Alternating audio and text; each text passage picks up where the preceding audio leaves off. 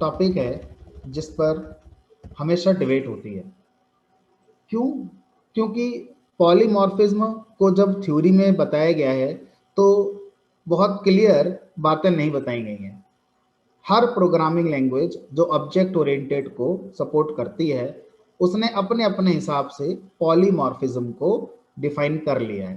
तो अगर हम इन जनरल पॉलीमॉर्फिज्म की बात करें, चाहे वो C++ हो, चाहे वो जावा हो, चाहे वो पाइथन हो, कोई भी ऑब्जेक्ट ओरिएंटेड लैंग्वेज है, तो उसमें पॉलीमॉर्फिज्म को हम ऐसे समझते हैं कि ये हमारा पॉली है। पॉली माने होता है मैनी या मल्टीपल, और दूसरा होता है मॉर्फिज्म। मॉर्फिज्म का मतलब होता है फॉर्म्स, मैनी फॉर्म्स। तो जब मल्टीपल फॉर्म्स होती हैं तो हम पॉलीमॉर्फिज्म को देखते हैं। अब ये इनकम्प्लीट स्टेटमेंट है। इस इनकम्प्लीट स्टेटमेंट में आपको ये नहीं बताया गया है कि किस चीज में मैनी फॉर्म देखनी है। अगर हम रियल लाइफ में देखें तो रियल लाइफ में आप मैनी फॉर्म किसी एंटिटी के अंदर ढूंढने जाएंगे। जैसे अगर मैं एक रियल लाइफ एग्जांपल लूं तो हम लोगों में से काफ़ी लोगों के टाइम पर DD1 चैनल पर एक सीरियल आया करता था जिसका नाम था शक्तिमान। उस शक्तिमान का करेक्टर प्ले करने वाला जो एक्टर था मुकेश खन्ना, ये मुकेश खन्ना ने दो रोल प्ले करे थे उस सीरियल के अंदर। एक बना था गंगाधर और एक बना था आपका शक्तिमान।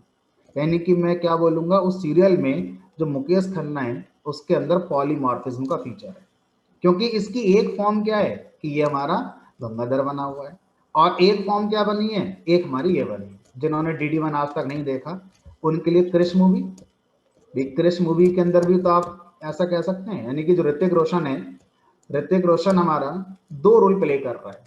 कृष्णा भी था वो और वही कृष्ण था हमारा, अलग तो नहीं था ना हमारा। ठीक है, तो हम क्या बोलेंगे कि क्रिश मूवी में ऋतिक रोशन के दो रोल थे, वो कृष्णा भी था और वही हमारा क्रिश भी था। ठीक है, चलो। तो अगर हम रियल लाइफ एग्जाम्पल में, अगर मैं अपने आप को एग्जाम्पल मान लूं तो मैं आप लोगों के लिए ट्रेनर का रोल प्ले कर रहा हूं।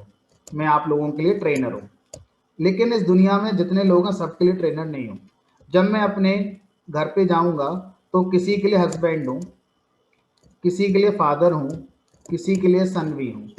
तो मैं एक ही हूं लेकिन मेरे फॉर्म अलग अलग हैं। तो अगर हम दुनिया में देखें, रियल लाइफ में देखें, तो रियल लाइफ के अंदर हम ज़्यादा बार जब पॉलीमॉर्फिज्म को देखते हैं तो इंसानों के अंदर हम देखना शुरू कर देते हैं।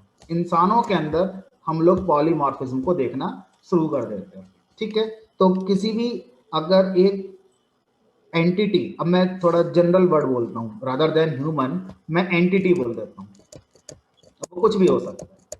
तो किसी भी एंटिटी को अगर आप मल्टीपल फॉर्म्स में देखते हैं तो वो हमारा उस एंटिटी के अंदर पॉलीमॉर्फिज्म कहलाता है। या इस बात को ऐसे भी हम कह सकते हैं कि अगर कोई एंटिटी एक से ज्यादा रोल प्ले करती है तो वो हमारा पॉलीमॉर्फिज्म को रिप्रेजेंट करती है। फिर से रिपीट करते हैं, रियल लाइफ में किसी भी एंटिटी के अंदर अगर आप मल्टीपल फॉर्म्स देखते हैं तो ये हमारा पॉलीमॉर्फिज्म का फीचर रिप्रेजेंट होता है। दूसरा, कोई भी एंटिटी अगर एक से ज्यादा रोल प्ले करती है तो उसको भी हम क्या बोलते हैं, उस एंटिटी के अंदर पॉलीमॉर्फिज्म का फीचर है, ऐसा। जब प्रोग्रामिंग लैंग्वेज की बात आती है, C++, जावा, पाइथन, इन लोगों से पूछा गया कि आपके यहाँ पर जो पॉलीमॉर्फिज्म है वो आप कहाँ देखना चाहेंगे, क्योंकि प्रोग्रामिंग लैंग्वेज के पास वेरिएबल होते हैं, प्रोग्रामिंग लैंग्वेज के पास फंक्शंस होते हैं, प्रोग्रामिंग लैंग्वेज के पास ऑब्जेक्ट होता है, प्रोग्रामिंग लैंग्वेज के पास क्लास होती है, तो ऑपरेटर भी तो होते हैं, plus minus operator, less than, greater then. तो आप क्लियर करिए कि क्या एक वेरिएबल मल्टीपल फॉर्म में अगर नजर आए प्रोग्राम में तो क्या हम उसे पॉलीमॉर्फिज्म माने या नहीं माने। अगर एक फंक्शन एक से ज्यादा फॉर्म में नजर आए तो क्या हम उस फंक्शन में पॉलीमॉर्फिज्म माने या ना माने? तो जब हम प्रोग्रामिंग के कॉन्टेक्स्ट में आते हैं तो चीजें एकदम क्लियर नहीं है ना। हर लैंग्वेज अपने अपने हिसाब से इसको डिफाइन कर रही है, ठीक है। जैसे अगर मैं C++ प्रोग्रामिंग लैंग्वेज की बात करूं तो C++ प्रोग्रामिंग लैंग्वेज ने कहा कि हम पॉलीमॉर्फिज्म मानते हैं तब जब कोई फंक्शन एक से ज्यादा फॉर्म में होता है। यानी कि C++ में पॉलीमॉर्फिज्म को सिर्फ और सिर्फ किसके साथ समझा गया है? फंक्शन के साथ समझा गया है, या जिसको आप मेथड के नाम से भी जान सकते हैं ऑब्जेक्ट ओरिएंटेड प्रोग्रामिंग में अगर हम जा रहे हैं। तो ऑब्वियसली फंक्शन की जगह मेथड वर्ड बोले ज्यादा अच्छा है, क्योंकि ऑब्जेक्ट ओरिएंटेड में मेथड ही होते हैं, ठीक है। तो C++ ने कहा कि हमारे यहाँ पर जब एक मेथड एक से ज्यादा फॉर्म में होता है तो उसे हम क्या बोलते हैं? पॉलीमॉर्फिज्म कहते हैं। अब कैसे हो सकता है? ऐसा करने के दो तरीके दिए गए।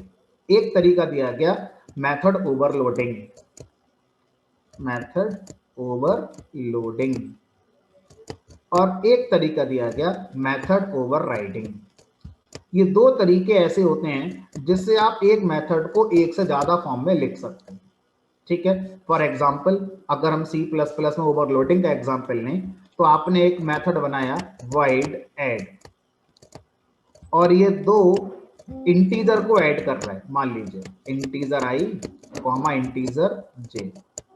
अब आप एक और फंक्शन बनाना चाहते हैं सेम नाम से ऐड, तो आप बना सकते हैं, रिप्लेस नहीं होगा। C++ जावा में रिप्लेस नहीं होगा, लेकिन आपको आर्गुमेंट कम या ज्यादा करने होंगे या आर्गुमेंट का डेटा टाइप बदलना होगा। तो अगर मैं यहाँ पे 3 बना दूं, int i, int j, comma int k ऐसे करके, तो इस तरह से एक ही प्रोग्राम में दो फंक्शन का नाम सेम रखना अलाउड है।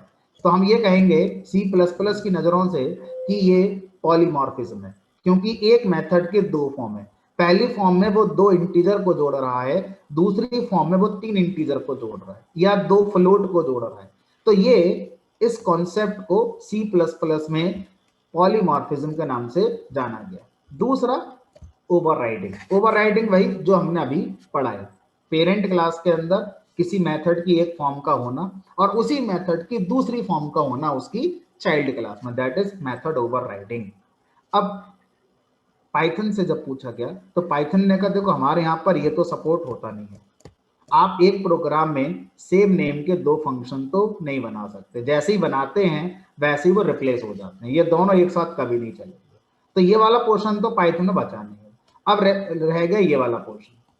तो पाइथन ने कहा कि अगर आप C++ को फॉलो करना चाहते हैं तो आप मेथड ओवरराइडिंग को ही क्या मान लीजिए? पॉलीमॉर्फिज्म मान लीजिए, यानी कि अलग से फिर हमें कोई पढ़ने की टॉपिक जरूरत नहीं है। और जो हमारा ओवरराइडिंग है, ये ओवरराइडिंग ही क्या हो जाएगा?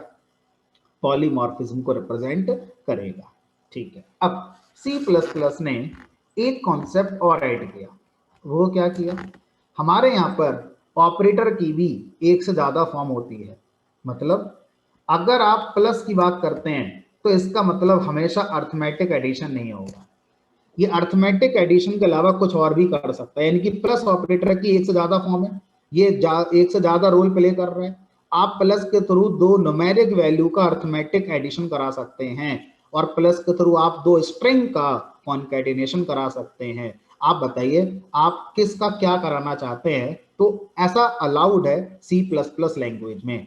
किसी भी ऑपरेटर का आप क्या मीनिंग रखना चाहते हैं वो आप C++ में डिफाइन कर सकते हैं।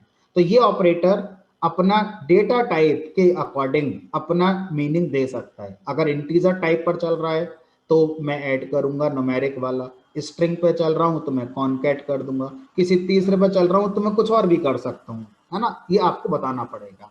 तो इस कॉन्सेप्ट को बोलते हैं ऑपरेटर ओवरलोडिंग, ऑपरेटर ओवरलोडिंग।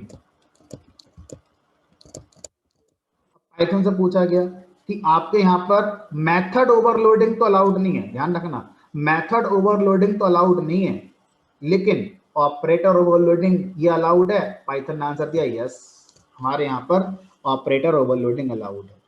हम अपनी पाइथन लैंग्वेज में प्लस ऑपरेटर का क्या मीनिंग होगा खुद डिफाइन कर सकते हैं। ठीक है, तो ये हमने अभी नहीं पढ़ा है, तो ये हम अब पढ़ेंगे। यानी कि अगर हम पाइथन में पॉलीमॉर्फिज्म पढ़ना चाहते हैं तो हमारे पास तीन चीजें हैं। पहला है मेथड ओवरलोडिंग, मेथड ओवरराइडिंग, और तीसरा ऑपरेटर ओवरलोडिंग। पहला वाला खत्म, मेथड ओवरलोडिंग नहीं होती पाइथन में, ओवरराइडिंग होती है, ऑपरेटर ओवरलोडिंग होती है। ये मैंने आपको पढ़ा दिया है, ये मुझे आपको भी पढ़ाना है। ये तो हो गई सी प्लस प्लस की बात।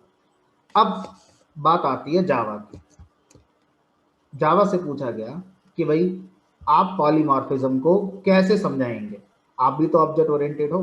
अगर आपसे कोई पूछे कि आपके यहाँ पॉलीमॉर्फिज्म कहाँ देखी गई है, तो जावा ने बहुत क्लियर आंसर दिया, हम पॉलीमॉर्फिज्म को मेथड के ऊपर नहीं देखते, हम ऑपरेटर के ऊपर भी नहीं देखते, हम पॉलीमॉर्फिज्म को देखते हैं जिसके लिए टॉपिक बनाया गया है। ऑब्जेक्ट, टॉपिक का नाम है ऑब्जेक्ट ओरिएंटेड प्रोग्रामिंग, जिसके अंदर पॉलीमॉर्फिज्म पढ़ी जा रही है। तो आपका फोकस क्या होना चाहिए? ऑब्जेक्ट होना चाहिए। अगर एक ऑब्जेक्ट एक से ज्यादा ऑब्जेक्ट का रोल प्ले कर सकता है तो हम बोलेंगे उस ऑब्जेक्ट के अंदर पॉलीमॉर्फिज्म है। समझिए, कोई भी ऑब्जेक्ट अगर और दो तीन चार ऑब्जेक्ट का भी रोल प्ले कर सकता है तो मैं क्या बोलूंगा? इस ऑब्जेक्ट की बहुत सारी फॉर्म है और ये हमारा पॉलीमॉर्फिज्म को रिप्रेजेंट कर रहा है। जावा ने अपना आंसर दे दिया। जब जावा से इसका एक्सप्लेनेशन पूछा कि अच्छा इसका कोड बना कर दिखाओ, कैसे एक ऑब्जेक्ट एक से ज़्यादा रोल प्ले कर सकता है, कैसे एक ऑब्जेक्ट एक से ज़्यादा फॉर्म में हो सकता है, तो जावा ने कहा ऐसा करने के लिए आपको इनहेरिटेंस से होकर गुजरना होगा, बिना इनहेरिटेंस के ऐसा नहीं हो सकता। ठीक है, अब इनहेरिटेंस से होकर गुजरना होगा, मतलब चलो इनहेरिटेंस भी कर लेते हैं। माना ये क्लास ए है, ध्यान से समझेंगे, लॉजिकल आंसर है, एकदम परफेक्ट आंसर है जावा का। ये क्लास बी है, ये क्लास सी है, ये क्लास डी है। क्लास ए के अंदर एक M1 मेथड है, क्लास बी के अंदर M2 मेथड है, और M1 उसे ए से मिल गया। सी के अंदर M1 आ गया, M2 आ गया, और M3 इसने अपनी तरफ से ऐड कर दिया। डी के अंदर M4 मेथड आ गया। ठीक है, अब मैंने क्या करा, मैंने डी क्लास का ऑब्जेक्ट बनाकर रख लिया, मैंने डी क्लास का ऑब्जेक्ट बनाकर रख लिया। तो मैं कॉन्सेप्ट जावा का सिखा रहा हूँ और जो मैं लिख रहा हूँ वो पाइथन का अकॉर्डिंग है ना। तो मैंने डी क्लास का ऑब्जेक्ट बनाकर रख लिया। अब कोई एक प्रोग्राम मुझे लिखना है, मान लो P1 नाम का प्रोग्राम मुझे लिखना है। इस P1 प्रोग्राम में मुझे क्लास ए के ऑब्जेक्ट की रिक्वायरमेंट है। क्या करोगे आप क्लास ए के ऑब्जेक्ट का? हमने कहा M1 मेथड है, उसके अंदर M1 मेथड को कॉल करेंगे। हमने कहा ठीक है, एक काम करो, आप ना डी क्लास का ऑब्जेक्ट ले लो हमसे और मुझे बताओ कि आपका काम हो जाएगा नहीं हो जाएगा। तो डी क्लास का ऑब्जेक्ट अगर मैं P1 प्रोग्राम को दे दूं तो क्या उस डी ऑब्जेक्ट पर M1 मेथड चलेगा नहीं चलेगा? हमने कहा चलेगा, बिल्कुल चलेगा। तो यहाँ पर जो डी का ऑब्जेक्ट है, अगर मैं ये बोलूं कि ये ए के ऑब्जेक्ट का भी रोल प्ले कर रहा है तो ऐसा कहना सही होगा, क्योंकि डी के ऑब्जेक्ट पर M1 मेथड चलाया जा सकता है और M1 मेथड वो कहां से आया हुआ है? ए वाला ही है। तो ए के ऑब्जेक्ट पर M1 चलेगा या डी के ऑब्जेक्ट पर M1 चलेगा, बात तो एक ही है हमारी। ठीक है, अब एक दूसरा प्रोग्राम आया P2 नाम का। अब P2 प्रोग्राम ने कहा कि मुझे बी क्लास का ऑब्जेक्ट चाहिए, बी है ना, बी फॉर बैट वाला। तो बी क्लास का ऑब्जेक्ट अगर आपको चाहिए, क्यों चाहिए? क्योंकि मैं M2 मेथड को कॉल करूंगा। हमने कहा ठीक है, एक काम करो, ये लो डी का ऑब्जेक्ट और अपना काम कर लो, आपका कोड चल जाएगा। तो P2 प्रोग्राम ने इस डी के ऑब्जेक्ट पे डॉट M2 करा, चल गया। ठीक है, अब एक और प्रोग्राम मुझे बनाना है P3 नाम का, और इस P3 प्रोग्राम में मुझे C क्लास का ऑब्जेक्ट चाहिए। क्यों चाहिए? क्योंकि मुझे M3 मेथड कॉल करना है। तो हमने क्या करा, यही डी ऑब्जेक्ट इसको दे दिया। ठीक है, और अगर आपको M4 चाहिए तो यही डी ऑब्जेक्ट यहाँ, यानी कि ये जो डी क्लास का ऑब्जेक्ट है ये टोटल 4 ऑब्जेक्ट का रोल प्ले कर रहा है। खुद का ऑब्जेक्ट है, ये सी का ऑब्जेक्ट की जगह भी इस्तेमाल किया जा सकता है, ये बी के ऑब्जेक्ट की जगह भी इस्तेमाल किया जा सकता है, ये ए के ऑब्जेक्ट की जगह भी इस्तेमाल किया जा सकता है। अगर आप ये सोचेंगे कि सर P1 प्रोग्राम में जरूरत थी M1 मेथड कॉल करने की, आपने हमें डी ऑब्जेक्ट दे दिया, तो वो डी ऑब्जेक्ट में तो M2 भी है, M3 भी है, M4 भी आ गया। तो जावा ने इसका आंसर ये दिया कि मान लो आपने अपना एडमिशन लिया है पाइथन कोर्स में, और अगर मैं आपसे कहूं कि आपको पाइथन के साथ डेटा साइंस पढ़ाई जा रही है, तो क्या आप मना कर दोगे? नहीं। अगर आपने एडमिशन लिया था पाइथन प्लस डेटा साइंस में, और आपसे मैं ये कह दूं कि पाइथन पूरी हो गई, कोर्स खत्म, सर्टिफिकेट लो और अपना अपना आगे जॉब देखो, तो प्रॉब्लम होगी? हमने कहा यहाँ तो प्रॉब्लम होगी, क्योंकि जब हमने कोर्स पाइथन डेटा साइंस लिया है तो सिर्फ पाइथन पढ़ाकर कोर्स कैसे खत्म हो सकता है पूरा? और जब आपने कोर्स पाइथन लिया था और मैंने आपको पाइथन के साथ डेटा साइंस पढ़ा दी साथ में, तो आपको प्रॉब्लम नहीं हुई। यानी कि किसी को प्रॉब्लम तब होती है जब उसे कम दिया जाए, जब उसे ज्यादा दिया जाए तो उसे प्रॉब्लम नहीं होती है, ज्यादा को वो एक्सेप्ट कर लेता है, भले ही वो सीरियस हो या ना हो, लेकिन वो उसको एक्सेप्ट कर लेता है। तो जावा ने यही एक आर्गुमेंट दिया और उन्होंने कहा कि इस आर्गुमेंट के साथ हम ये कह सकते हैं कि जो डी का ऑब्जेक्ट है इसके अंदर पॉलीमॉर्फिज्म, यानी कि जो डी ऑब्जेक्ट है ये पॉलीमॉर्फिज्म को रिप्रेजेंट करता है, क्योंकि ये ए के ऑब्जेक्ट का रोल भी प्ले कर रहा है, बी के ऑब्जेक्ट का रोल भी प्ले कर रहा है, सी के ऑब्जेक्ट का रोल भी प्ले कर रहा है, और डी के ऑब्जेक्ट का रोल भी प्ले कर रहा है। अगर हम इसको जनरलाइज कर दें, ए बी सी डी हटा दें सामने से, तो अब मैं ये कह सकता हूं कि कोई भी चाइल्ड के ऑब्जेक्ट के अंदर पॉलीमॉर्फिज्म होती है। ध्यान से सोचिए, किसी भी चाइल्ड ऑब्जेक्ट के अंदर पॉलीमॉर्फिज्म होगी ही होगी। क्यों? अगर वो चाइल्ड है तो उसका पेरेंट जरूर रहा होगा, तो ये ऑब्जेक्ट अपने पेरेंट ऑब्जेक्ट की जगह भी इस्तेमाल किया जा सकता है। समझ में आ रहा है? अगर रियल लाइफ में आप बोलें कि सर जावा की जो पॉलीमॉर्फिज्म है, लग तो सही रही है, क्या दुनिया के अंदर जावा वाली पॉलीमॉर्फिज्म कहीं नजर आती है? हम आसपास अगर अपने देखें तो जिस तरह से जावा ने डिफाइन किया है पॉलीमॉर्फिज्म को, क्या उस तरह से हमें कहीं दिखाई देगी? हमने कहा बिल्कुल दिखाई देगी। ये मान लीजिए अमिताभ बच्चन है और ये मान लीजिए धर्मेंद्र है ना। धर्मेंद्र ने अपने घर पर कोई फंक्शन किया, अमिताभ बच्चन को इनवाइट किया। अमिताभ बच्चन की मान लीजिए हो सकता है उस दिन कोई शूटिंग हो या उनकी तबीयत सही ना हो, उन्होंने कहा अभिषेक से, अभिषेक खाली हो। अब आप जानते ही हैं अभिषेक के बारे में, ठीक है। तो अभिषेक बच्चन क्या कर रहे हैं? अमिताभ बच्चन की जगह पर कहाँ जा रहे हैं? धर्मेंद्र के यहाँ पर पार्टी में जा रहे हैं। ध्यान से समझिए, इस पूरे कहानी में पॉलीमॉर्फिज्म कहाँ है? धर्मेंद्र ने इनवाइट किया अमिताभ बच्चन को, यानी कि धर्मेंद्र को जरूरत थी पेरेंट की, लेकिन आ कौन गया? आ गया चाइल्ड। तो काम हो जाएगा? हमने कहा हो जाएगा, क्योंकि इस पार्टी में अभिषेक बच्चन किसका रोल प्ले कर रहा है? अमिताभ बच्चन का रोल प्ले कर रहा है, यानी कि चाइल्ड अपने पेरेंट का रोल प्ले करता है। इसलिए हर चाइल्ड को जावा ने बाय डिफॉल्ट क्या माना है? पॉलीमॉर्फिक ऑब्जेक्ट माना है या पॉलीमॉर्फिज्म माना है। तो पाइथन ने कहा अगर ऐसा है तो ऐसा तो हमारे यहाँ भी हो सकता है, तो हम तो ये सपोर्ट कर, इनहेरिटेंस तो हम सपोर्ट करते ही है ना। हर वो प्रोग्रामिंग लैंग्वेज जो ऑब्जेक्ट ओरिएंटेड है और इनहेरिटेंस को सपोर्ट करती है, तो इसमें तो हर लैंग्वेज में ये काम कर जाएगा, हमने कहा। तो अगर आप पॉलीमॉर्फिज्म को ऑब्जेक्ट पे समझना चाहते हैं तो इसमें तो कुछ नया समझने की है ही नहीं। By default her child object polymorphism को रिप्रेजेंट करता ही है। समझ में आ रहा है? अब रह जाता है आपका ऑपरेटर ओवरलोडिंग के थ्रू पॉलीमॉर्फिज्म को समझना।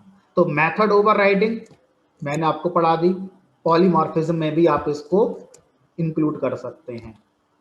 ऑब्जेक्ट के साथ पॉलीमॉर्फिज्म मैंने आपको समझा दी, इसमें कुछ नया कोड लिखने की जरूरत ही नहीं है, लॉजिकली समझना है बस कि हर चाइल्ड ऑब्जेक्ट में पॉलीमॉर्फिज्म तो होगी ही होगी, ठीक है। तीसरा मुझे आपको भी सिखाना है जिसका नाम है ऑपरेटर ओवरलोडिंग। क्या है ये ऑपरेटर ओवरलोडिंग? इसको कोड के थ्रू समझते हैं।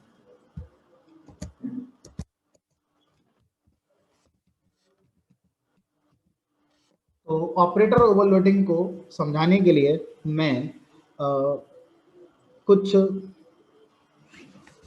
मैथमेटिकल कॉन्सेप्ट का यूज करूंगा, बहुत आसान होगा, मतलब प्लस माइनस ही होगा, है ना। मान लीजिए एक मैं 2 डायमेंशन में हूं, एक 2D कोऑर्डिनेट ज्योमेट्री का कॉन्सेप्ट है जिसको मैं कंसीडर करके आपको ऑपरेटर ओवरलोडिंग समझा रहा हूँ, जिससे समझना आसान हो जाएगा आपके लिए, है ना, और आप समझ ही जाएंगे। तो मान लीजिए यहाँ पर ये 2D ज्योमेट्री में कोई एक पॉइंट है, ये एक पॉइंट है कोई लाइक P1, और ये एक पॉइंट है लाइक कोई P2, ठीक है। अब मुझे इस P1 पॉइंट को अगर रिप्रेजेंट करना है तो इसकी दो डायमेंशन है, एक x डायमेंशन है और एक इसकी y डायमेंशन है। तो मैं यहाँ पर एक टिक मार्क कर लेता हूँ समझने के लिए, ये 1 है, ये 2 है, ये 3 है, ये 4 है, इसको मान लो 5 मान लिया और इसको मान लो 6 मान लिया। ऐसे यहाँ पर टिक मार्क कर लिए 1 2 3 4 5 6। अब अगर मैं इस पॉइंट का कोऑर्डिनेट लिखना चाहूँ तो ये हमारा x डायरेक्शन की वैल्यू और y डायरेक्शन की वैल्यू का इंटरसेक्शन होगा।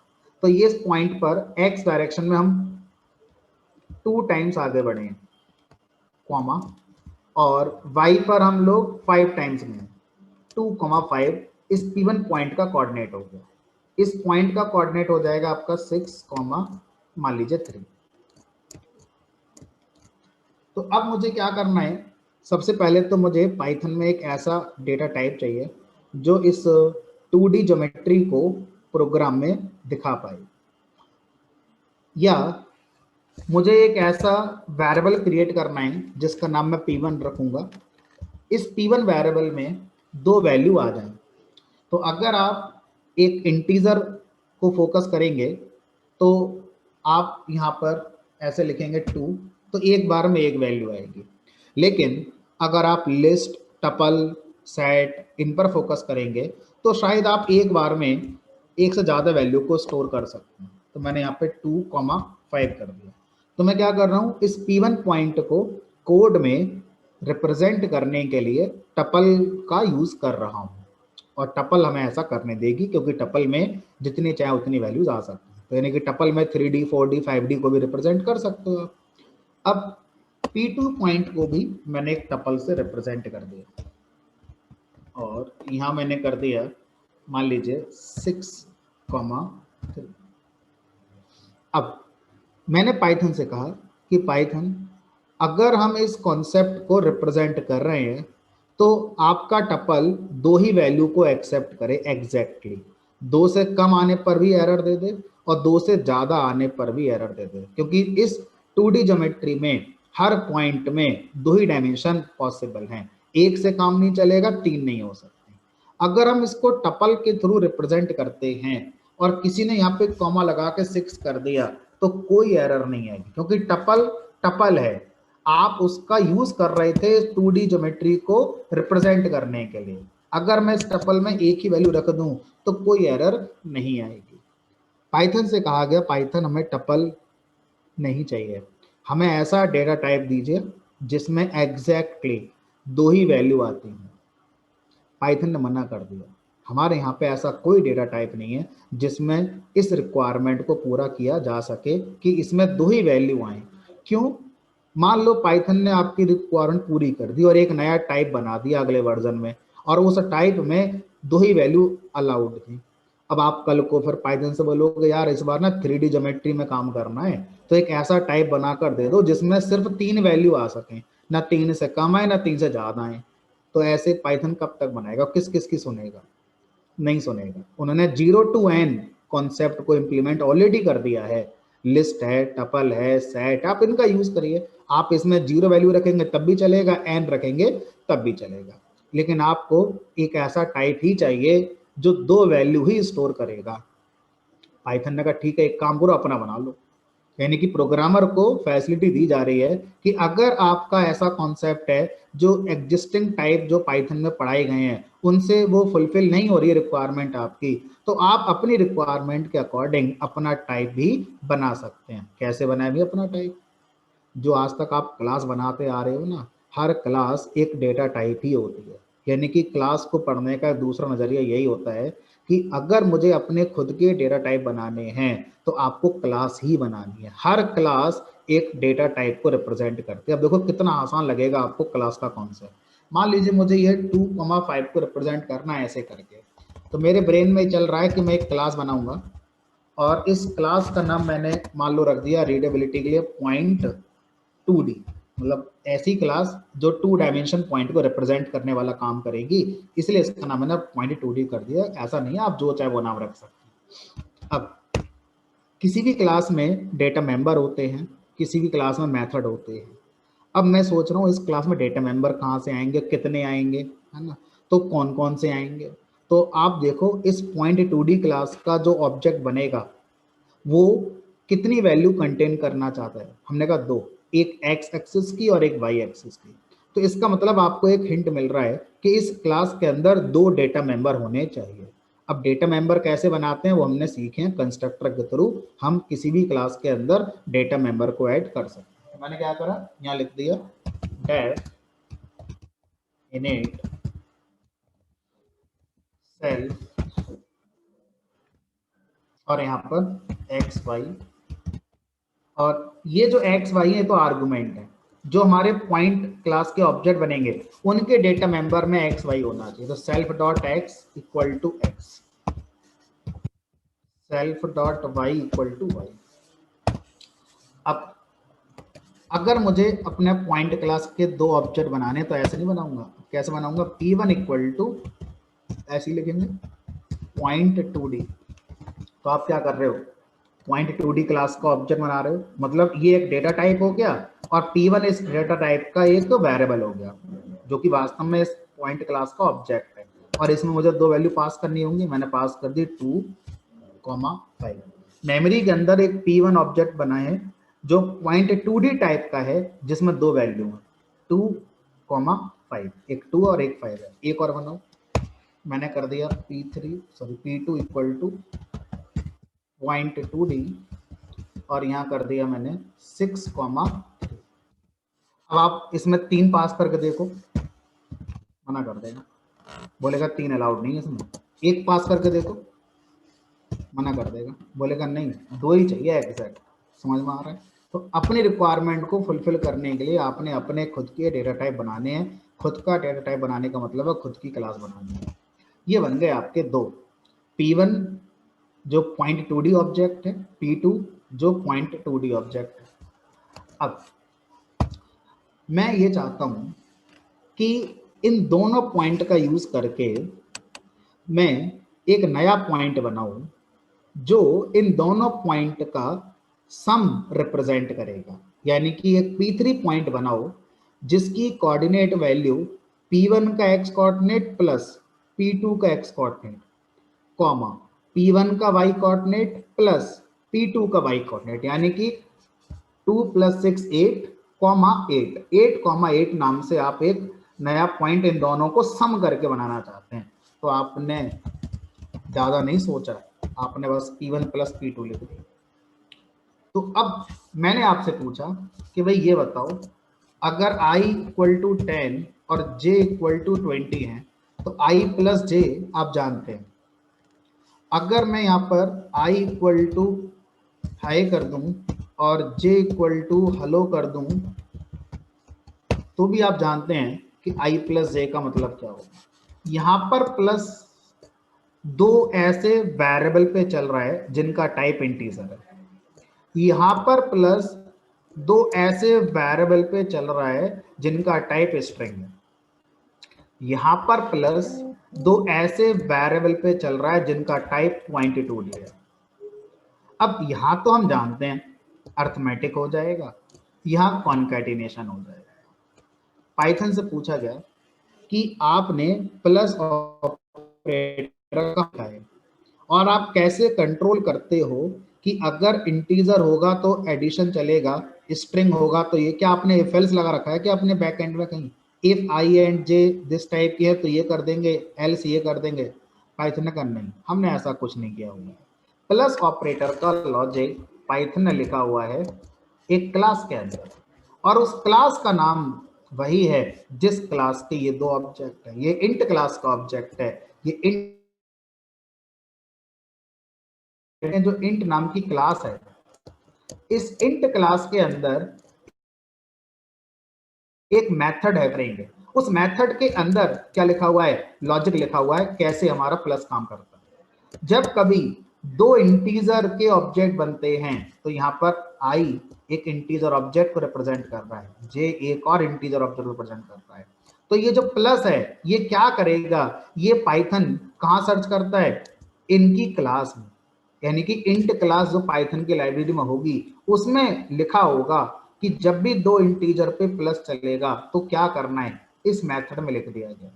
इसी तरह से क्लास बनाई गई है पाइथन में जिसका नाम है str, और इस str क्लास के अंदर भी वो मेथड बना दिया गया है और इसमें लिख दिया गया है कि जब कभी प्लस str पे चलेगा तो क्या करना है, वो ये लिखा। अगर आप अपने दो वेरिएबल अपने डेटा टाइप पर प्लस लगाना चाहते हैं तो वही मेथड जो इंट में लिखा है, वही मेथड जो यहाँ लिखा है, यही नाम का मेथड आपको अपनी क्लास में भी लिखना पड़ेगा, तभी चलेगा। नहीं लिखा तो एरर के लिए तैयार रहिए।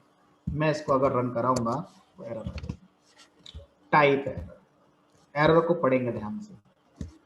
अनसपोर्टेड ऑपरेंड फॉर प्लस, यानी कि जो प्लस है वो अभी .2d टाइप के लिए नहीं बनाया गया।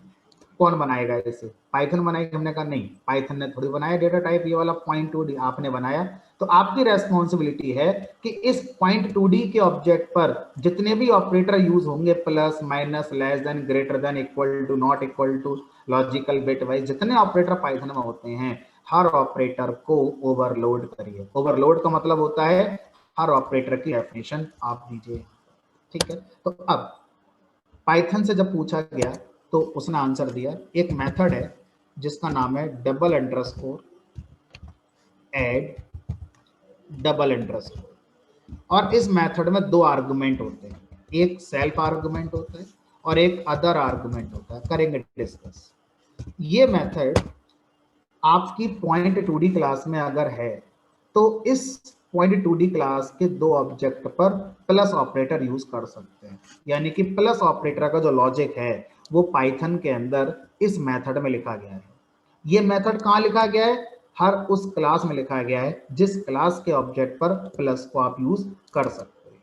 अब ये मेथड आप अपनी क्लास में अगर बना दें तो अब प्लस ऑपरेटर आपकी इस क्लास के ऑब्जेक्ट के लिए रेडी तैयार हो चुका। क्या रिटर्न करेगा, ये जो भी रिटर्न करेगा वो आपका प्रिंट कर देगा। मान लो मैंने यहां से रिटर्न करा दिया, मान लीजिए हाय, अभी जो ये एरर दे रहा था अब एरर ना देकर क्या देगा, कहां से आ गया है हमारा ये। तो जब भी आप दो ऑब्जेक्ट पर प्लस यूज करते हैं बैकएंड में क्या होता है, ये स्टेटमेंट चेंज हो जाता है और ये होता है p1 dot underscore underscore add underscore underscore और p1 कॉमा p2, यानी कि जो सेल्फ है उसमें पहला वाला ऑब्जेक्ट आ गया और जो दूसरा वाला था ये कहाँ गया, अदर में। अब आप इनका इस्तेमाल करना चाहते हैं करिए, नहीं करना चाहते हैं मत करिए। तो जब भी आप करते हैं ऐसा ही होता है, चाहे वो इंटीजर हो दो चाहे दो स्ट्रिंग हो, बैकएंड में ये हमारा हो जाता है और फिर इस मेथड को उसी क्लास में सर्च किया जाता है जिस क्लास के ये दो हमारे ऑब्जेक्ट हैं। तो आपको ये मेथड्स के नाम आने चाहिए, ऐसे मेथड्स जो पाइथन में हमारा किसी ऑपरेटर के लिए यूज होते हैं या किसी इवेंट के होने पर अपने आप चलते हैं, हमने कॉल नहीं करा ऐड मेथड को, अपने आप चला ये। ऐसे मेथड्स को पाइथन में स्पेशल मेथड्स के नाम से जाना गया। और हर स्पेशल मेथड की पहचान कैसे करी है पाइथन ने, डबल अंडरस्कोर से स्टार्ट करके डबल अंडरस्कोर से एंड करके। ये भी स्पेशल मेथड है। ये किस इवेंट के होने पे चलता है, जब किसी क्लास का ऑब्जेक्ट बनेगा। ये किस इवेंट के होने पर चलता है, जब इस क्लास के दो ऑब्जेक्ट पर प्लस लगाया जाएगा। तो इस तरह से और भी होंगे, फिर माइनस का भी होगा, मल्टीप्लाई का भी होगा, less than greater than equal to not, सबके होंगे, सबके स्पेशल मेथड्स होते हैं। मैं आपको फाइल शेयर कर दूंगा, आप गूगल पे सर्च करेंगे आपको मिल जाएगा। तो प्लस ऑपरेटर के लिए जो मेथड है उसका नाम है डबल अंडरस्कोर ऐड, एस्ट्रिक के लिए ये है, माइनस के लिए subtraction, mod, true division, less than, equal to, not equal to, greater than equal to. तो ये हमारे कॉमनली यूज्ड हमारे जो ऑपरेटर्स हैं जो हम डे टू डे प्रोग्रामिंग में यूज करते हैं। ये सारे ऑपरेटर अगर इंट पे चलते हैं, इसका मतलब इंट क्लास में ये सारे मेथड डिफाइन करेंगे। अगर ये सारे मेथड, ये सारे ऑपरेटर स्ट्रिंग पे चलते हैं या इनमें से जो भी चलता है स्ट्रिंग पे, इसका मतलब वो मेथड स्ट्रिंग क्लास के अंदर डिफाइन किया गया है। अगर ये मेथड मैं अपनी क्लास के ऑब्जेक्ट पे चलाना चाहता हूँ तो ये सारे ऑपरेटर तब चलेंगे जब इनके इक्विवेलेंट जो मेथड होते हैं वो आपकी वाली क्लास में डिफाइंड हो। जब आप ऐसा करते हैं तो इसी को बोलते हैं ऑपरेटर ओवरलोडिंग। तो ऑपरेटर ओवरलोडिंग का मतलब ये नहीं होता है कि जो पहले से ऑपरेटर का मीनिंग है उसे बदलना है। ऑपरेटर ओवरलोडिंग का मतलब होता है आप अपने टाइप के लिए किसी ऑपरेटर का मीनिंग बता रहे हैं। फिर सुनिए, ऑपरेटर ओवरलोडिंग का मतलब ये नहीं होता है कि जो पहले से किसी ऑपरेटर का मीनिंग है किसी टाइप को लेकर आप उसे बदलने की बात कर रहे हैं। नहीं, ऑपरेटर ओवरलोडिंग का मतलब होता है आपके पास अपना एक नया कस्टम डेटा टाइप था, उसके लिए किसी ऑपरेटर का मीनिंग आप डिफाइन करने की बात कर रहे हैं, इसको बोलते हैं ऑपरेटर ओवरलोडिंग। तो अब यहाँ पर मैं रिटर्न हाई ना करके अगर मैं रिटर्न कर दूं, मान लीजिए सेल्फ, सेल्फ के अंदर x है y है, सेल्फ का x है 2, सेल्फ का y है 5। अगर मैं लिख दूं यहां पर self dot x plus other dot x, यानी कि p1 का x प्लस p2 का x, तो यानी कि 2 प्लस 6 8, यहां से रिटर्न हो जाएगा 8। हमने कहा 8 के साथ साथ 5 प्लस 3 ये भी प्रिंट कर दो, तो कैसे होगा? तो अब एक बार में एक ही वैल्यू रिटर्न कर सकते हो, एक से ज्यादा वैल्यू रिटर्न करोगे तो आप उसे किसी टपल में या लिस्ट में रख के वापस करो। तो एक टपल में मैंने क्या करा, इसको यहाँ लिख दिया comma self dot y plus, sir other में तो 5 आना चाहिए ना। अदर में ये वैल्यू नहीं आ रही है, इनमें ऑब्जेक्ट आ रहे हैं, P1 और P2 आ रहे हैं। जी सर, तो सेल्फ में तो सर जैसे कि P1 का 2 आना चाहिए और P2 का 6 आना चाहिए। P1 पूरा ही आएगा, जो P1 है पूरा ही सेल्फ में आएगा, और जो P2 है ये P2 हमारा अदर में जाएगा। जी सर। P1 के अंदर क्या क्या है? P1 के अंदर x भी है, P1 के अंदर y भी है। P2 के अंदर क्या है? P2 के अंदर x भी है, P2 के अंदर y भी है। P1 के x की वैल्यू ये है, P1 के y की वैल्यू ये है, P2 के x की वैल्यू ये है, P2 के y की वैल्यू ये है। अब अगर मैं इसको रन कराता हूं तो ये आपका आउटपुट आ जाएगा 8। अब इमेजिन करिए मैंने क्या करा, मैंने एक पॉइंट और बनाया P3 equal two point 2D और ये कर दिया 3,6। अब मान लीजिए मैं इस तरह से चाहता हूं कि P1 प्लस P3 हो जाए, जो हमने कोड लिखा उसके हिसाब से जो P1 है वो सेल्फ बनेगा और जो P3 है वो अदर बनेगा। तो P1 का x प्लस P3 का x यानी कि 2 प्लस 3 5 हो जाएगा। P1 का y और P3 का y जुड़ जाएगा, यानी कि 5 और 6।